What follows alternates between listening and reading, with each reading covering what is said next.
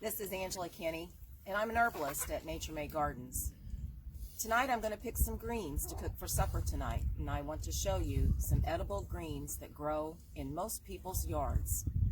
So the first green that we're going to show you tonight is shepherd's purse. Now this is the end of March, and sometimes, you know, these will come on a little quicker or, you know, maybe a little later, but right now they're blooming. And it's a little bit easier to identify when they're blooming. So there's a little flower here that's white, and there is a little heart-shaped seed pod.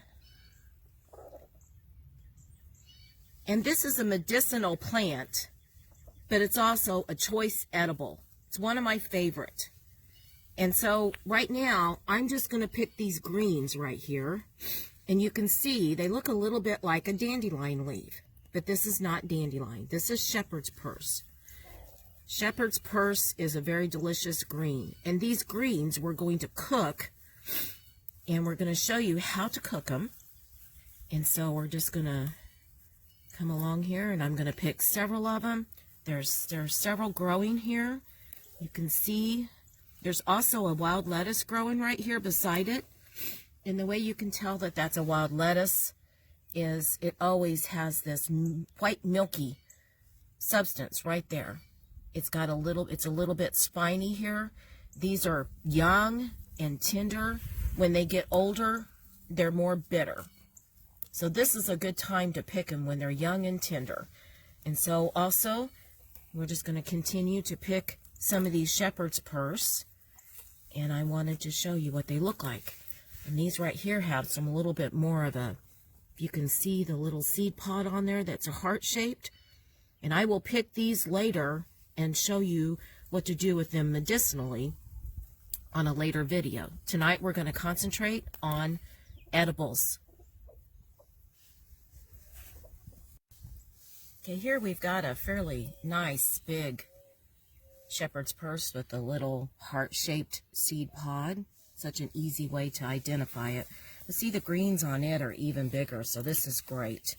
You know, you can just keep picking on these. I'm not pulling this plant up, so I will continue to pick on this through the season.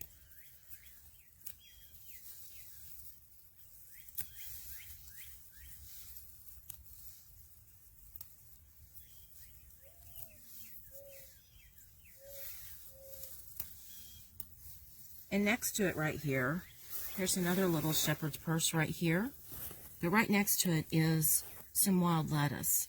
And see how it has a kind of a little edge right here that's kind of, looks like it's prickly. And they do get kind of prickly as they get older and they get big, and they'll have a flower on them. And see, I've got some milk there.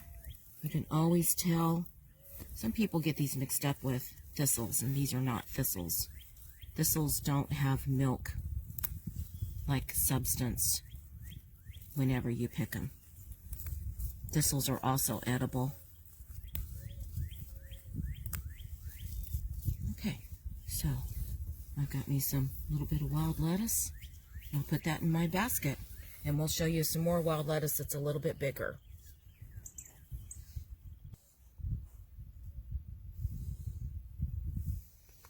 Okay, here we have plants growing here. We've got some henbit, which you could put those in your greens to eat if you wanted to.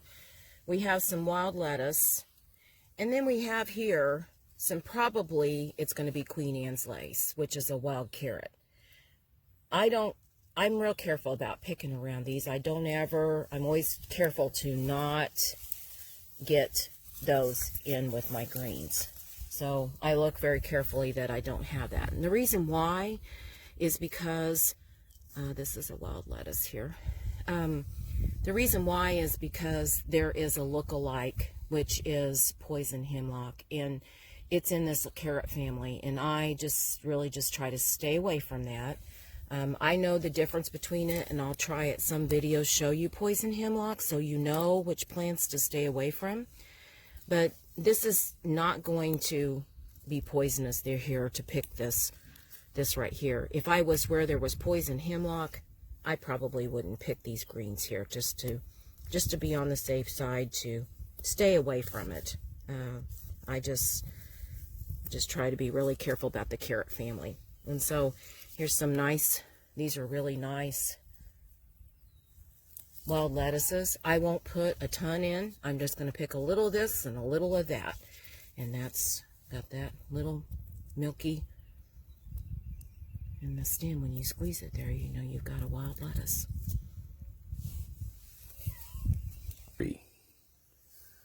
I wanted to show you, I have a tub here. This is just an old mineral tub, and I've let dandelions grow in here.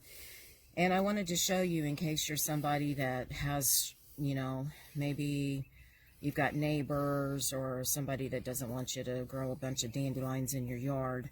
And so this is a way you could do it. You can blow some of those dandelions. I've just kind of encouraged this, and it's going, the only thing other growing in here is some clover, and this is probably going to be red clover as big as it is here. And so I always just pick off these greens. These are really handy. I want to say that my place is organic. I've been organic for about 14 years, and if you're going to start picking out of your yard and there's possibly a chance that there's been spray, you will need to wait 3 years of no spraying. That lives in those roots and down in there. So you would want to wait. You could observe, you could encourage your plants growing. It took me several years before I got going on all this, and I just observed and watched the plants and understood them and learned them. And there's a whole process of doing that. I know sometimes people are really anxious to start picking things out of their yard. But if you're somebody that has spray close by, or I thought this might be a way that you could, you know, put this in a little bit of a protected area, and you could have some dandelion greens, and you could also have some dandelion roots. You could dig up some of these roots, and these are just prospering in this tub. I've let this go on for about 2-3 years, and it's just getting all filled up with it.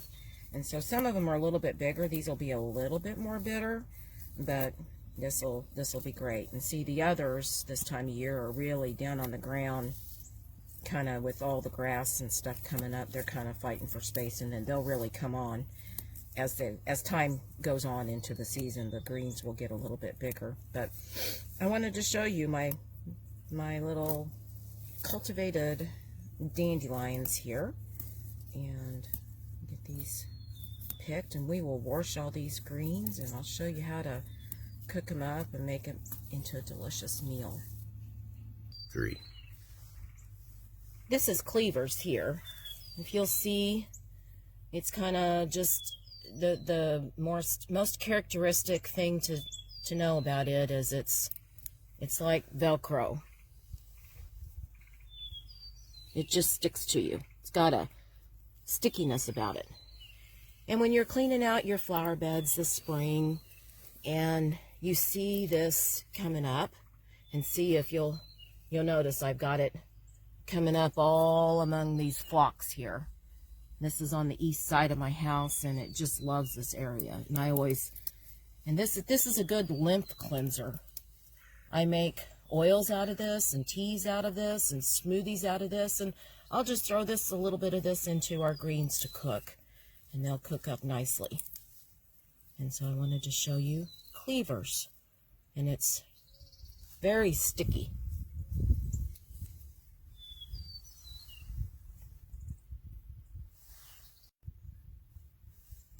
Okay, here we have some pansies, and you can see that these pansies, they've got a little purple bloom. It's just delicate. Now these are really great even in raw salads, but we're going to throw them in also into our cooked greens. We're just going to, I like to do a little bit of this and a little bit of that. I don't like to do all one type of green because it, you know, that's just the way I like to pick my greens. You get all types of nutrition. Now in this little area, there's other plants growing here that I want to show you. This right here is henbit, And henbit is an edible also. Some people really enjoy eating it. There's another one called dead nettle that's right over here. This one is dead nettle, and it's an edible too. And they will also have medicinal properties to them. They're not my pick for edibles, and so I'm not going to pick them. This right here is dandelion, and you can see that there's a dandelion getting ready to bloom here. The dandelions right now at this point in the year are not sticking up quite as big as they will be. So, you know, I'll get a few tonight, but there's, you know, they're not quite as big as the season goes. They'll be easier to pick. So your greens will always change with what's really going well at the time. Here's some dandelion greens right here, and I'll pick some of these. These are up a little bit more. A piece of grass in there, and so we're just gonna keep picking, and it takes quite a bit, you know, to have a mess of greens. And if you did them all in dandelion, it would be fairly bitter. So you want to always throw some dandelion in there. Of course, the dandelions are very high in nutrition, good for your kidneys, and just full of magnesium and about every mineral there is. But you don't want to make a whole mess of just dandelions, or you're going to have pretty bitter greens.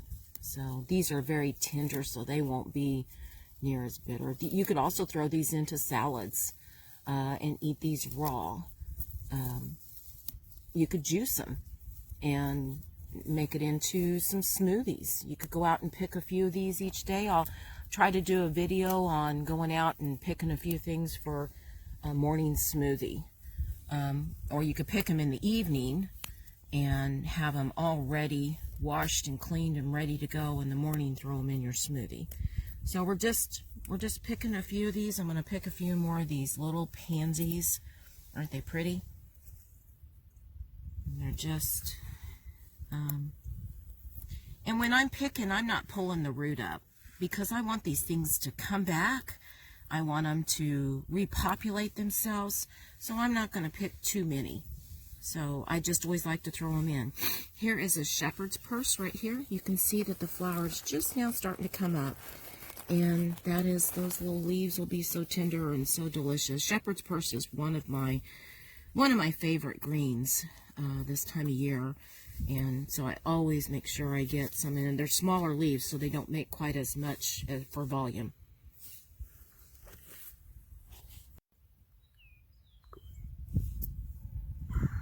This is dock. Yellow dock. This is yellow dock. There's a curled dock. This is in prime condition to harvest.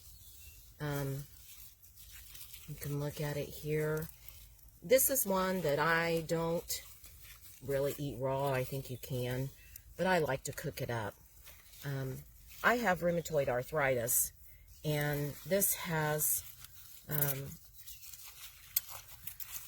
a constituent in it that will sometimes aggravate my arthritis. And so I don't eat a whole mess of just dock greens. I will pick some and harvest them. These ones in the middle, I always leave a few, and I've got several plants, and these they'll just come right back. They'll just grow back again. But dock and sorrel and some of these things can aggravate a little bit of rheumatoid arthritis. So I encourage you to eat some of it, but don't make a whole meal out of it. We just do a little bit along. Next to it here this is a wild garlic. When we bought this place from, it's my husband's grandmother's place, and grandfather, and she had this growing here, and this was just, I mean, there's just a lot of it. So right now it's in this green form, and I like to just put a little bit of this in my greens. I have lots of it. I know everybody's not going to probably have some of this, but I just want to show you. We're going to put a little bit of this in the greens to give it a little bit of garlic flavor. And you can tell garlic is always flat. It's not round like an onion. It's always flat. And there is a lot of wild garlic that grows out here, you know, in the woods and stuff like this. But I am fortunate enough to have wild garlic. As you can see, I have wild garlic, lots and lots and lots of it. And so I have a pretty abundance of it, and so we always just add it into our cooked greens. 3. Here I have some winter onions. Now winter onions, they are perennial and they just come back every year. And so we have wild garlic here, which is flat. And we have winter onions, which is round. So I wanted to show you the difference of that. And I don't pull these up. I just clip them off and they just keep coming back. They just come back and grow back, and then they'll put on little heads up at the top and repopulate themselves. And I throw these into the greens too. And these are more prolific right now. In the summertime, they will head up and get a little pod on them, to a little onion. And then they drop off and make more. So I enjoy them early spring. I don't have to plant them. They just come back. Wonderful. This is dock also. And over here, lots of times in people's yards, they'll see it like this more than the way you saw it where I picked it. I really encourage my plants. It's in an area that we just kind of let it go and it doesn't get mowed over. But a lot of people that mow stuff down, they're going to see it more on the lines of this. And so this is more of a curled dock. And so I just wanted to show this to you. I've already picked the amount of dock that I wanted, but this is just coming up through here. Still probably bigger than what some people have in some yards. My yard's pretty wild. I encourage a lot of these plants. Here's some dock right here. This is just coming up in a garden, along with dead nettle and all these plants. This dead nettle, we keep it for the bees. We have bees and they just love this time of year. And then whenever I'm ready to put my garden in, I just leave this as long as I can and then just pull it up and I'm ready to plant. It doesn't hurt anything to just grow here.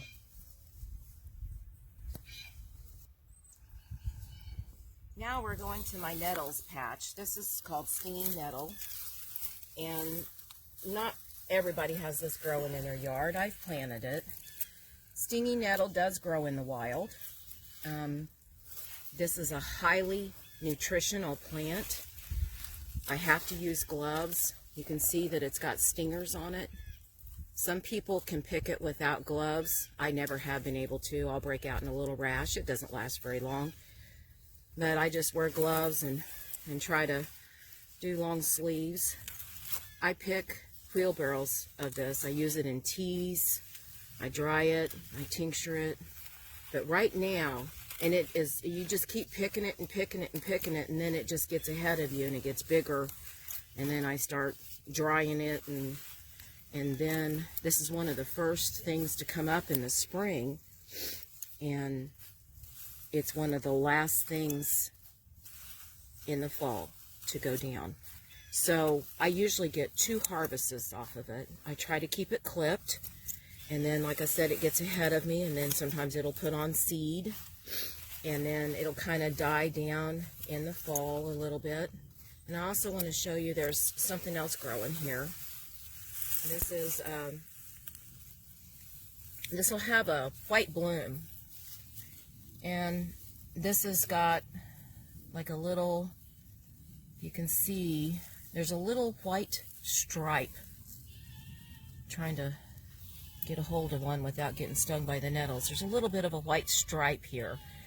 And it's got a bulb on it, and it just multiplies among stuff, and it is not edible. And so it's not hurting anything right here, and it'll die down here before too long.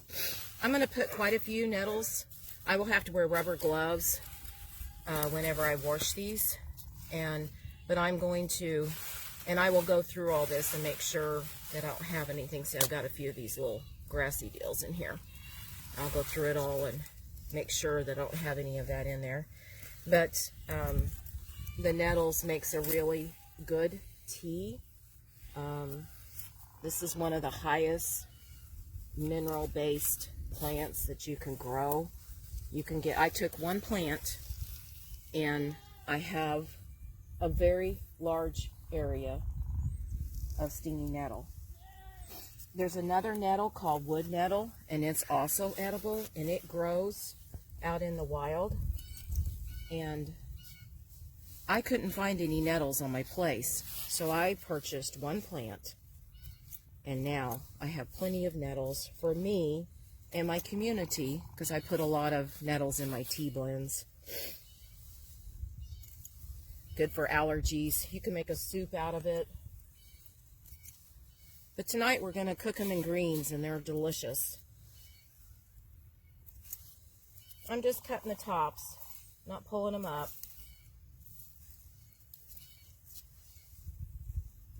We will probably eat greens 2 or 3 times a week through this spring season. Okay, so I've got 2 baskets of greens here, and we're going to take them in and fix them for supper, and I'll show you how to do that. It didn't take me very long to pick these, and they were free. And so this is going to be, we're going to have something else with our meal, but this is going to be one of the main parts of our supper tonight. And so I wanted to show you how easy it is to pick your own food out of your yard. So join me while we're going to wash these up and cook them up, and I'll show you how.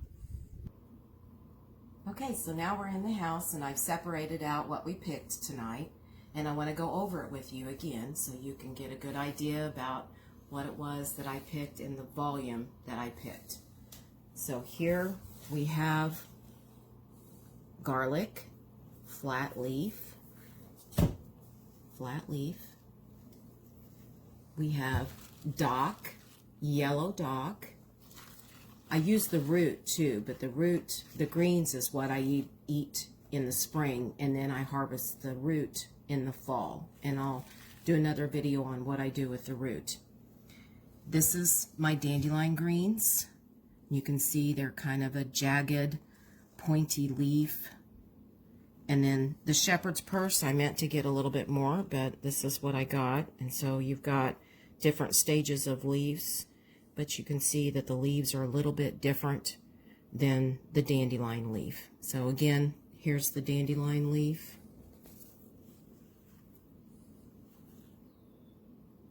And then the shepherd's purse leaf. Okay, and then over here we have some of our winter onions, and remember that they're round. And here is a little bit of the cleavers. I just put a little bit in there. Right here we have some of the pansies, just a little bit. And then we have some wild lettuce right here. And you can see I have a glove on because my stingy nettles, I've got a glove on because I'm going to be putting them in the water, and so I always use just rubber gloves to deal with them. Even whenever I bring them in and I dry them in my dehydrator, I just use gloves on them. Once that they're dried and you cook them, the stingers are gone. So whenever I dry them and put them in tea, you're not going to have any trouble with using them and being stung. When you cook them in soups, when you tincture them, and you food processor them and put them in like smoothies, all of that, it breaks it down and it takes the stinger away. So they're delicious. And so I'm going to put them in water, and what I'm going to do is I've poured some water, and I'm also going to put just a little bit of vinegar. I always just clean everything with just a little bit of vinegar. This is just white vinegar. I'm just going to put just a splash of vinegar in there, and I'm going to run some water, and I'm going to put these in here and wash them before I've already sorted them and made sure I don't have anything in there that I don't need. I'm just going to put these all in here. Give them a little soak. And I will be cooking these in a cast iron skillet with a little bit of olive oil.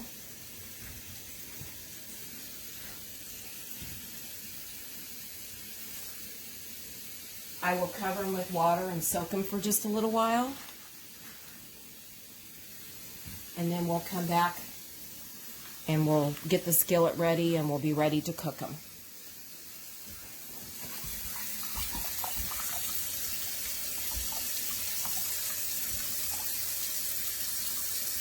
All right.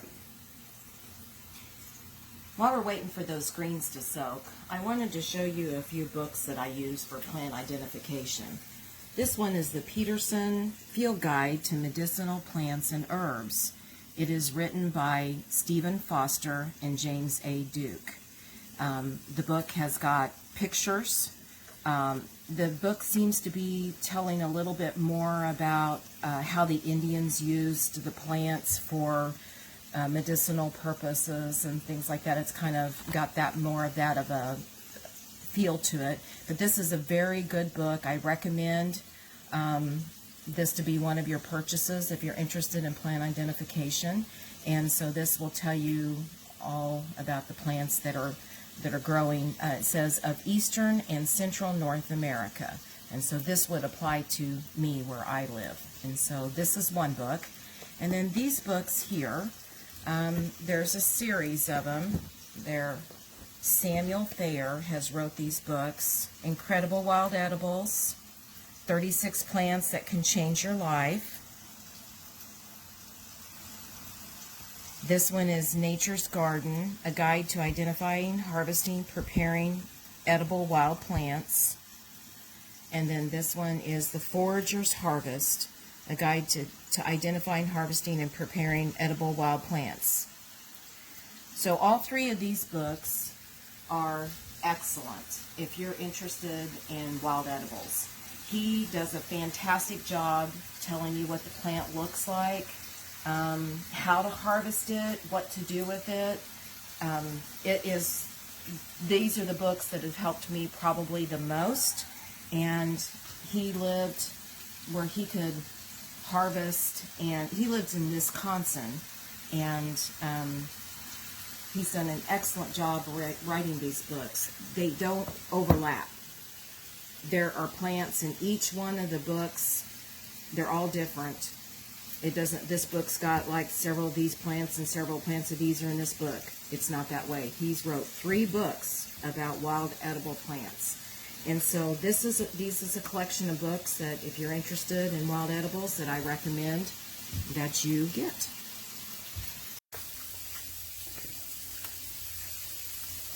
Okay, so now we've got these greens.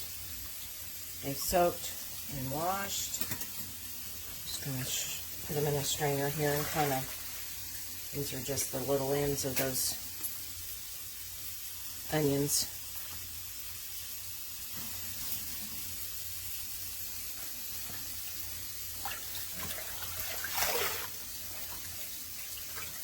We've had a lot of rain lately, so they're not terribly dirty, not as bad as sometimes.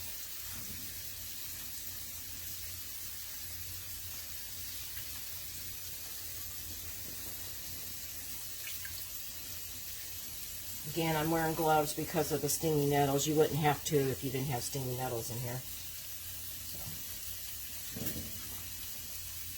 And these greens would be good without the stinging nettles. It's just that's what I have, and so I wanted to show you that's.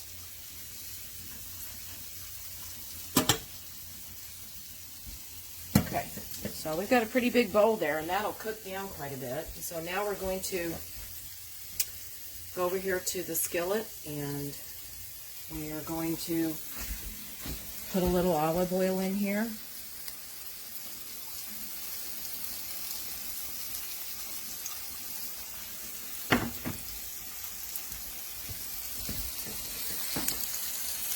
This will seem like more than what the skillet can handle, but I'm going to chop it.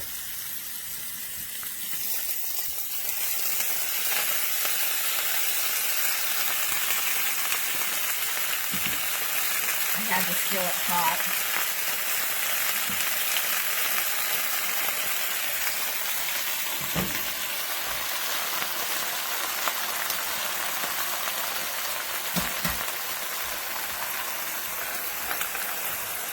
And again, because of my stinging nettles, I will need to wear my gloves. But I'll just start chopping this up. And I may have more than what we need. This is just a regular size cast iron skillet.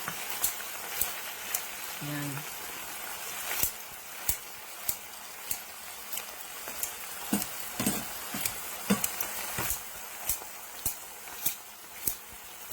just kind of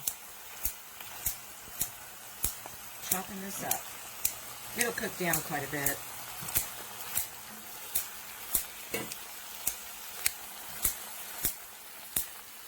Sounded like I was frying it. I wasn't. It's just the skillet was warm and stuff was wet.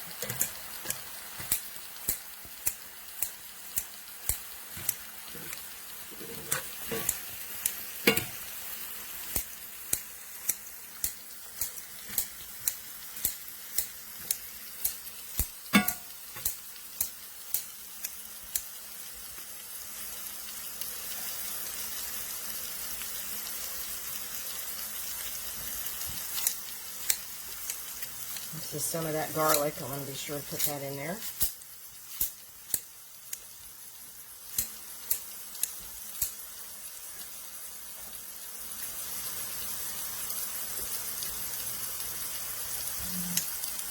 Some more of the onion.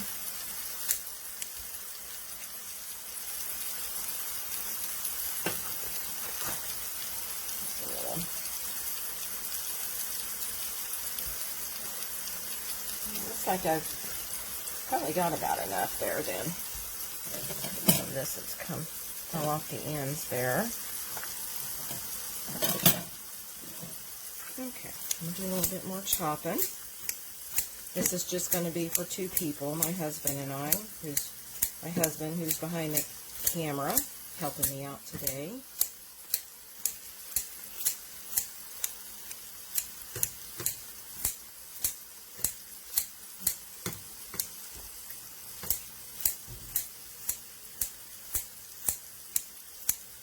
I could have chopped it before I put it in here, but this is just the way I do it.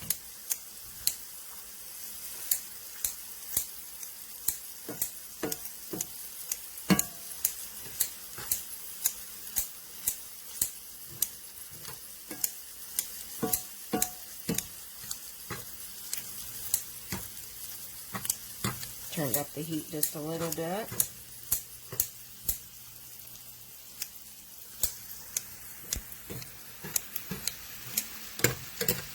Doesn't take too long to cook. You can see it's just melting down. And then I'm also going to add to it now. And this is just some real crumbled bacon that's already cooked. Just to kind of add in there. If you're a vegetarian, you wouldn't have to add this to it, but this just always makes it great. Put a little bit more olive oil on it.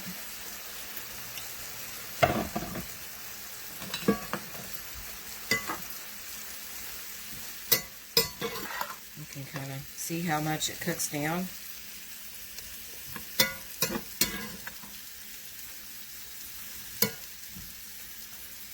All that green goodness, full of vitamins. I'm probably going to chop a little bit more. And be sure that it's chopped up. This is a Pampered Chef chopper, shears. I use it lots to cut my greens and harvest my herbs and to do this. Use it in the kitchen.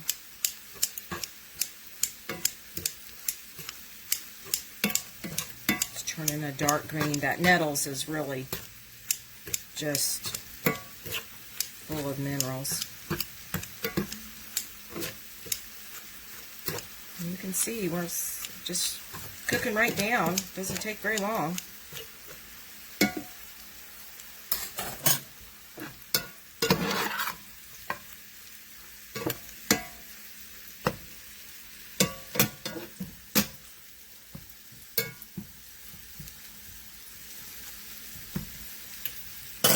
Let that cook just a little bit longer, and we'll show you when we get finished.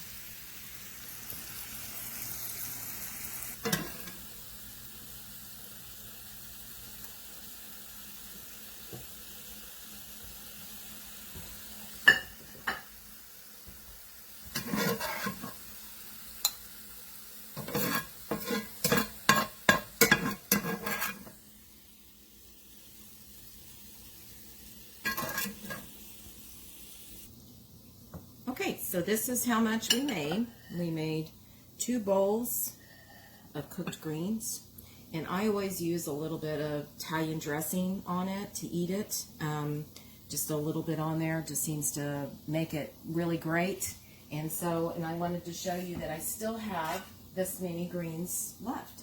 And so this will be probably another meal.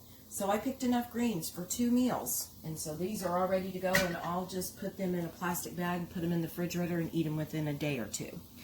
So I'm really glad that you joined me today, and I am going to be doing several videos in a series of learning about herbs and plants and how to use them, how to grow them, how to process them, what to do with them. And some will be on medicinal herbs. I do a lot with that, and so I'm so glad that you came today and got to see how to do an edible meal out of your yard. If you like my video, press the like button and the bell if you want notification of each time I put a video up. There's going to be a series of videos, and it's about empowering your health with the knowledge of herbs. Thank you.